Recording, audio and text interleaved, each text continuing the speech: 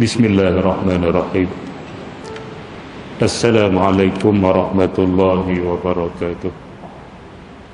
Alhamdulillahi rabbil alamin, wassalatu wassalamu ala asyrafil anbiya'i wal mursalin wa ala alihi wa ashabihi ajma'in. Subhanaka la ilma lana illa ma 'allamtana innaka antal alimul hakim. Qala rabbi shrah li sadri wa yassir li amri wahlul 'uqdatan min lisani yafqahu qawli, amma ba'du. Fa inna asdaqal hadisi kitabullah wa khairal hadi hadi Muhammadin sallallahu alaihi wasallam wa syarrul umuri muhdatsatuha wa kullu muhdatsatin bid'ah wa kullu bid'atin dhalalah wa kullu dhalalatin finnar. Alhamdulillah, kita bersyukur kepada Allah Subhanahu wa taala. Dengan izin Allah Subhanahu wa taala, selesailah kewajipan kita pada petang ini menunaikan solat Jumaat sebagai satu kefarduan ke atas kita. Mudah-mudahan Allah Subhanahu wa taala menerima apa yang kita lakukan. InsyaAllah kita tambah sikit lagi untuk kita dapatkan bonus. Nah, bonus dalam bentuk pahala, bukan dalam bentuk duit. Ma kana aksara fi'lan kana aksara fadla. Lebih banyak apa yang kita buat, maka lebih banyak kita akan dapat kelebihan.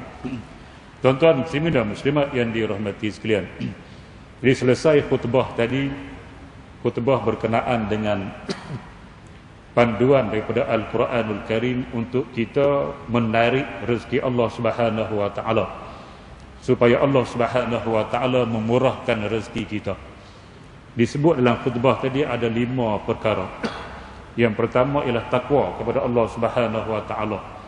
Yang kedua istighfar, mohon keampunan daripada Allah Subhanahu wa taala. Yang 3 syukur. Yang keempat menginfakkan harta di jalan Allah Subhanahu wa taala. Yang kelima itulah yang dituntut sangat-sangat, ialah kita berusaha mencari rezeki.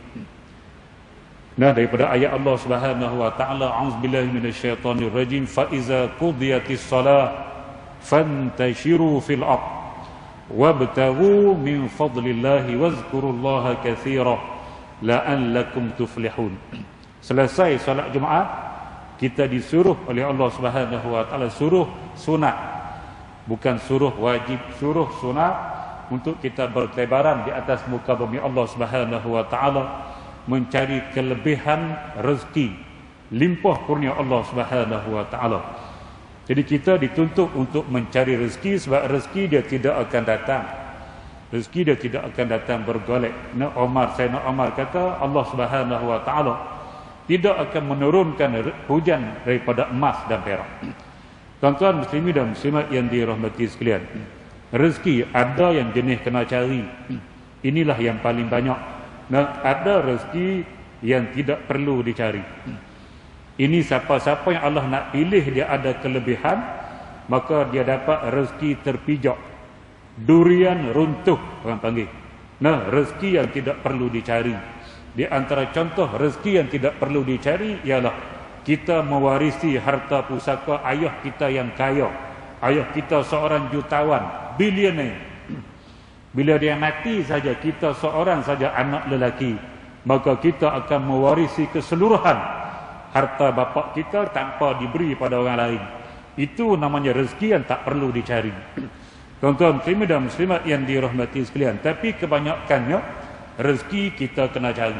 Dalam usaha mencari rezeki Allah Subhanahu wa taala itulah kita akan diuji oleh Allah Subhanahu wa taala, sama ada kita nak mencari rezeki yang halal ataupun yang haram. Sabda Nabi Muhammad sallallahu alaihi wasallam, innallaha tayyibun la yaqbalu illa tayyibah wa innallaha amara almu'minina bima amara bihil mursalin faqala a'udzubillahi minasyaitonir rajim ya ayyuhar rusul kulu minat tayyibat wa'malu salihah faqala ya ayyuhallazina amanu kulu min tayyibati ma razaqnakum summa zakara ar-rajul yutilu safar ash'asa aghbar yamuddu yadayhi ila as-sama'i faqala ya rab wa mat'amuhu haramun wa mashrabuhu haramun wa malbasuhu haramun wa ghuziya bil haram fa anna yustajabu lah, atau kama qala sallallahu alaihi wasallam, hadis Abu Hurairah riwayat Imam Muslim. Tuan-tuan muslimin dan muslimat yang dirahmati sekalian, hadis ni Nabi sebut Allah Subhanahu wa taala itu baik dan dia suka yang baik. Dia suka yang baik-baik di situ kata ulama ialah benda yang halal. Itulah baik. Dan Allah Subhanahu wa taala memerintahkan pada orang mukmin seperti mana Allah perintahkan pada nabi-nabi dan rasul-rasul melalui firman Allah Subhanahu wa taala, ya ayyuhar rusul, wahai rasul-rasul, kulu minat thayyibat, makanlah daripada perkara yang baik-baik, yakni yang halal bukan yang haram, wa'malu salihah, dan buatlah amal soleh. Begitu juga Allah suruh orang mukmin, ya ayyuhallazina amanu kulu min thayyibati ma razaqnakum, wahai orang-orang beriman, makanlah daripada yang halal, yang baik-baik, apa yang kami rezekikan kepada kamu. Sebagaimana Allah perintahkan Nabi dan Rasul makan benda halal, begitu juga Allah perintahkan kita untuk makan benda halal. Kemudian Nabi menceritakan kisah seorang lelaki yang musafir jauh, yang rambut dia kusuk masai penuh berdebu. Dia angkat tangan kepada Allah Subhanahu wa taala, berdoa kepada Allah, ya Rabb, ya Rabb. Tetapi makanannya makanan yang haram, minumannya minuman yang haram, pakaiannya pakaian yang haram, dan dia diberi makan daripada benda-benda haram. Bagaimana Allah Subhanahu wa taala nak memakbulkan doa dia? Tuan-tuan muslimin dan muslimat yang dirahmati sekalian, yang pertama sekali Nabi sebut kisah seorang lelaki yang musafir. Orang musafir dia masuk kategori manusia yang tidak ada hijab antara dia dengan Allah, tidak ada hijab bila dia angkat tangan. Tiba-tiba kita yang musafir, kita yang berpuasa, kita yang dizalimi, ini tiga jenis manusia yang tidak ada hijab dia dengan Allah Subhanahu wa taala. Apabila dia berdoa, tiba-tiba kalau makanan kita makanan haram, kalau minuman kita minuman haram, kalau pakaian kita pakaian haram, kalau kita diberi makan dengan benda haram, macam mana Allah nak terima doa walaupun daripada orang-orang yang tidak ada hijab dengan Allah Subhanahu wa taala bila berdoa? Sebab tu kita hati-hati. 3-4 benda yang disebut oleh Nabi, tolong perhati elok-elok. Tuan-tuan muslimin dan muslimat yang dirahmati, yang pertama makan. Nah, makan minum ni benda hari-hari kita buat. Pastikan makanan dan minuman kita tu halal, bersih, tidak najis, dan dia halal. Kita mengaji dalam kitab fiqh mazhab Syafi'i, Al-Fiqh Al-Manhaji, dah lepas dah bab makan minum ni. Halal haram dalam bab makan minum. Hak mengaji di derga pun dah lepas dah tentang halal haram bab makan minum. Dia ada dua. Satu memang benda tu benda haram. Haram zati dipanggil. Yang tu mungkin kita tak makan. Nah, aku tanya cikgu pernah makan? Baby. Tak makan. Kalau kita tahu lah. Kalau kita tak tahu, hentam juga. Nah, dah tak tahu, tak berasa kita orang bagi daging babi. Kita tak kenal. Kita makan tak apa tu. Nah, makan dengan sengaja atas pilihan, rasanya dakwah. Tuan-tuan dan muslimat yang dirahmati sekalian, ataupun minum, kita minum arak boleh kata dakwah yang kita datang masjid ni. Hak tu haram zati. Tapi haram hak satu lagi, nama dia aradi. Haram yang mendatang. Dia bukan haram pada zat, tapi haram pada cara kita usahakan untuk dapatkan benda tu. Yang tu yang banyak masalah yang masuk dalam kocek kita, menjadi sumber kepada rezeki kita, benar-benar macam ni. Tuan-tuan dan muslimat yang dirahmati, kalau kita guru, macam saya seorang guru, core business saya ialah mengajar dalam kelas. Sehari kadang-kala ada sampai 6 period, kadang-kala sampai 4 period, kadang-kala 2 period. Tidak ada hari yang tidak ada period. Cikgu bukan haid. Tempoh masa mengajar. Kadang-kala hak 6 period jadi 8 period. Sebab apa? Relief. Orang lain pergi keluar, sakit, kita relief masuk. Nah, 2 masa pula. Daripada 6 jadi 8. Itu core business seorang guru. Makna dia wajib masuk kelas. Kalau dia tak masuk kelas, maka rezeki dia sudah ada masalah. Tuan-tuan muslimin dan muslimat yang dirahmati sekalian, kerja guru ni banyak. Masuk kelas itu core business. Kerja-kerja sampingnya dia lagi banyak daripada itu. Tuan-tuan muslimin dan muslimat yang dirahmati, itu kalau guru. Kalau kita seorang peniaga, yang ni paling bahaya. Sebab Nabi dah sebut at-tajiru al-aminu as-saduku. Seorang peniaga yang amanah, yang benar, akan bersama-sama dengan nabi-nabi dan rasul-rasul, para syuhada di hari kiamat. Dia sebut dengan VVIP itu. Mereka akan berada dengan VVIP pada mahsyar. Ini satu benda yang sangat susah nak buat. Seorang peniaga payah nak cari yang amanah dan yang benar. Kebanyakan peniaga tipu banyak. Hati-hatilah kalau meniaga. Tuan-tuan dan muslimat yang dirahmati sekalian. Nah, hati-hati sangat. Hak jenis menimbang, hak jenis mengukur, semua tu kena hati-hati. Kalau kita nak selamat, bagi lebih. Ma la yutimmul wajib illa bihi fahuwa wajib.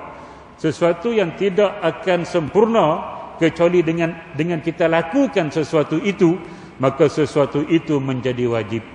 Kita nak basuh, nak ambil wudu, dia kalau basuh tangan sampai ke mirfaq, ni mirfaq. Mirfaq ni siku.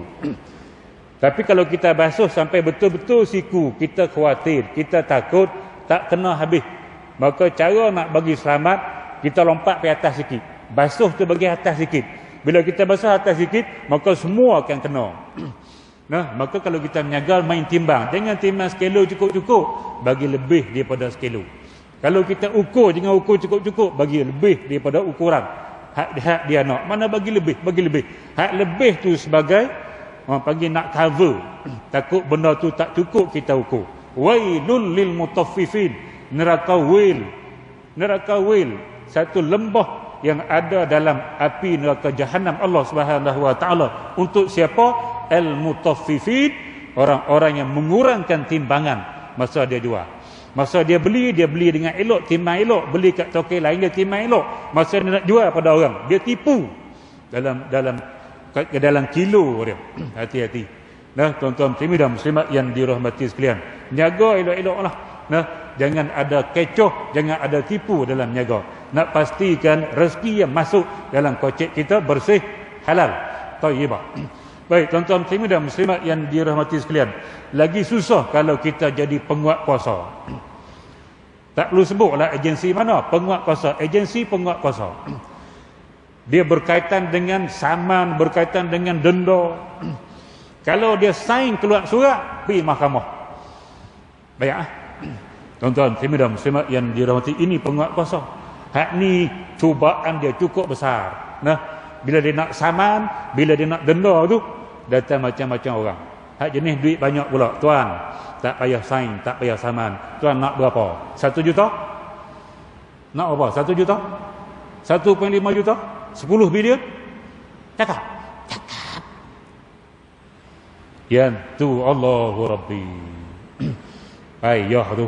Nah, Quran sebut, ya ayyuhallazina amanu la ta'kulu amwalakum bainakum bil batil. Jangan makan harta kamu sesama kamu secara batil. Wa tudlu biha ilal hukam, dan kamu menghulurkan kepada hakim-hakim. Litakulu fariqam min amwalin nas, untuk kamu makan sebahagian daripada harta manusia. Wa antum ta'lamun, sedangkan kamu tahu. Ini saya sebut ni contoh-contoh, bukan padan dengan kuliah tazkirah pendek-pendek ni. Sebut contoh-contoh. Ni benar-benar sukar yang kita perlu menghadapinya. Dalam kita hidup sebagai manusia muslim atas dunia, maka kita menjalani penuh dengan duri-duri. Duri itulah dosa, duri itulah maksiat, yang perlu kita pastikan kaki kita tidak memijak duri-duri itu, supaya kita tidak terkena dosa. Nah, itulah nama dia takwa. Bila Ubay bin Ka'ab bertanya kepada Umar Al-Khattab, apa dia takwa? Maka jawab Umar, takwa ialah, kamu pernah tak lalu satu jalan yang ada duri? Maka kata Ubay, ya pernah. Umar kata, kamu buat macam mana? Ubay kata, aku berhati-hati ketika aku melangkah dan meletakkan kaki supaya tidak kena duri. Maka kata Umar, itulah takwa. Dalam kehidupan kamu banyak benar-benar menyebabkan kamu akan jatuh ke dalam dosa. Berhati-hatilah kamu mengangkat kaki kamu, dan berhati-hatilah kamu meletakkan kaki kamu supaya tidak terkena duri ataupun dosa itu. Nah, dan bila kita kena yang tu, maka pendapatan sumber kita adalah haram. Bila haram, maka akan jadi masalah. Di antaranya doa kita dengan Allah Subhanahu Wa Taala tidak akan dimakbulkan oleh Allah Subhanahu Wa Taala. Tu makan minum, jaga. Wa malbasuhu haram. Ni pakaian ni haram. Yang pertama, pakaian haram di segi zati, kita lelaki tak boleh pakai sutera. Kalau pakai sutera haram. Itu di segi zati pakaiannya. Yang kedua ni bukan kain sutera, cotton, kain biasa. Tapi kita memakai tidak mengikut spek. Spek syarak kita tak ikut. Nah, yang pertama spek syarak tidak terlalu ketat. Bila kita pakai ketat, dia bukan perempuan saja. Kita jangan fokus kepada perempuan. Yang lelaki pun pakai ketat tak boleh. Tuan-tuan, muslimin dan muslimat yang dirahmati, nak jadi sadu pakai ketat, ahli neraka. Tuan-tuan, tak boleh.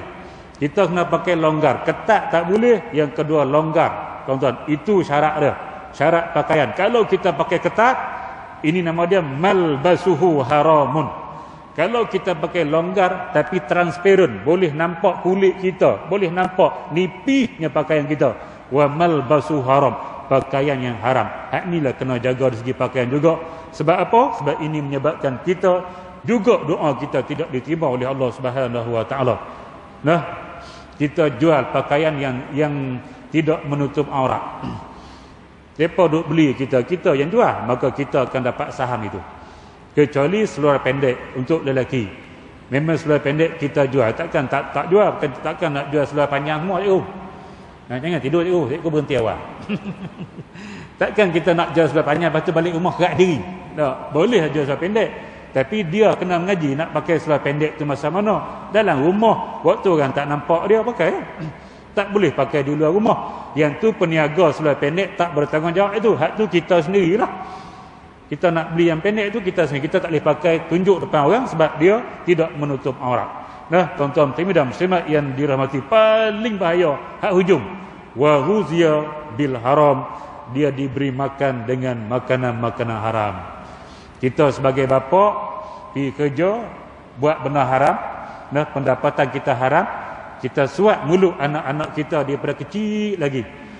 Benda sumber makanan hak kita beli nak masuk dalam perut dia, nak masuk dalam mulut dia, sumber dia daripada benda-benda haram. Maka anak itu dikira wa ghuziya bil haram, dia diberi makan dengan makanan haram. Bila dia membesar, dia sudah jadi jiwa dia sudah jadi tak elok. Jiwa dia sudah jadi tak elok sebab dia membesar dengan benda-benda haram, dan dia akan jadi manusia yang engkar kepada perintah Allah Subhanahu Wa Taala. Susah nak dibentuk akhlak dia, susah nak jadi mahmudah, akhlak dia akan jadi mazmumah. Sebab apa? Sebab dia terdidik dengan makan makanan yang haram, minuman yang haram yang diberikan oleh bapa dia kepada dia waktu dia kecil lagi. Maka benar-benar macam ni. Nah, dalam tazkirah yang ringkas ini kita tak boleh nak sebut semua. Cuma kita sebut mukadimah. Mudah-mudahan kita dapat ambil iktibar dan juga pengajaran yang kata rezeki yang kita cari pastikan yang halal, selain daripada kita melakukan usaha untuk mendapatkan murah rezeki dengan tip-tip yang saya sebut tadi. Dalam masa yang sama wajib kita mencari yang halal sebagai rezeki kita. Saya rasa sekali itulah tuan-tuan dan muslimat yang dirahmati sekalian. Pada petang ini mudah-mudahan dapat sedikit penambahan ilmu, tambah daripada khutbah tadi, dan kita jadikan sebagai satu panduan dalam kehidupan dan sempadan dalam kehidupan kita. Yang baik datang daripada Allah Subhanahu Wa Taala, yang buruk kelemahan diri saya sendiri. Aqulu qawli hadza wa astaghfirullahal azim li wa lakum. Wassalamu alaikum warahmatullahi wabarakatuh. Bismillahirrahmanirrahim. Alhamdulillahirabbil alamin. Wassalatu wassalamu ala asyrafil anbiya'i wal mursalin wa ala alihi wa ashabihi ajma'in. Allahumma inna nas'alukal huda والتقى والعفاف والغنى اللهم اجعل جمعنا هذا جمعا مرحوما وتفرقنا من بعده تفرقا معصوما ولا تجعل اللهم فينا ولا معنا ولا من يتبعنا شقيا ولا مطرودا ولا محروما يا رب العالمين والحمد لله رب العالمين تقبل الله منكم.